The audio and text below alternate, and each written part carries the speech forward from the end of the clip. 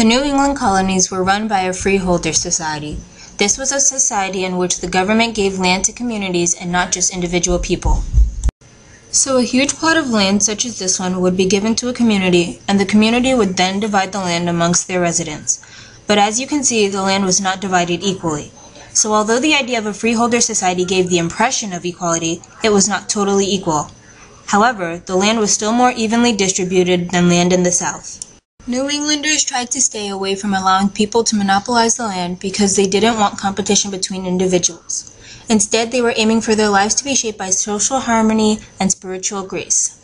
Politics in New England were like politics in any of the other colonies, run by the wealthy.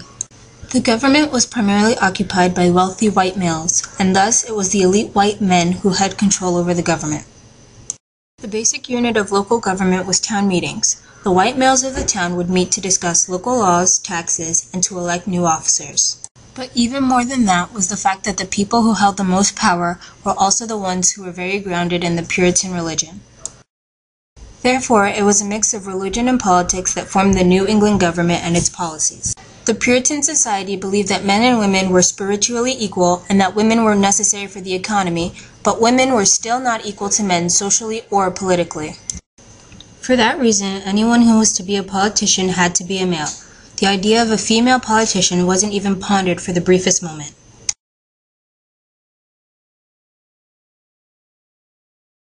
This is George Orwell from the Massachusetts Bay Colony. The Massachusetts Bay Colony was a self-governing colony based on religion and the Puritan work ethic. The colony believed that the Puritan society must be unified and act like a single individual seeking God. George Orwell answered to the majority of the white male population, especially those who were strong Puritans. This worked well because the people allowed to vote were those who were white males that owned land. He was a lawyer who went to study at Yale University and graduated with excellent scores. He believed that the white male landowners were superior to all others and also feared a slave revolt, despite the lesser numbers of them in the North than in the South. He believed that the freeholder society was an excellent way to manage the land and that keeping white male property owners in charge was a priority. This is Harvey Kent from the Rhode Island Colony. The colony of Rhode Island was a self-governing colony based on democracy and freedom of religion. The colony also established a separation of church and state so as to allow for greater acceptance of various religions. Harvey Kent answered to the white male landowners who were there for their religious freedom. The people allowed to vote were anyone and everyone who was a white male, since the colony was partially founded on the belief of political democracy. Harvey Kent went to college and graduated at the top of his class, and then became a wealthy merchant who traded various items dependent on the season.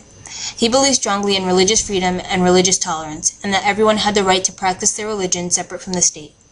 This is Ben Jones from the Plymouth Colony. The colony of Plymouth was also a self-governing colony based on religion, just like the Massachusetts Bay Colony. The colony believed that the Native American village in which they settled had been cleared out for them by God. Since the Plymouth Colony was a place for pilgrims, they were the ones who voted.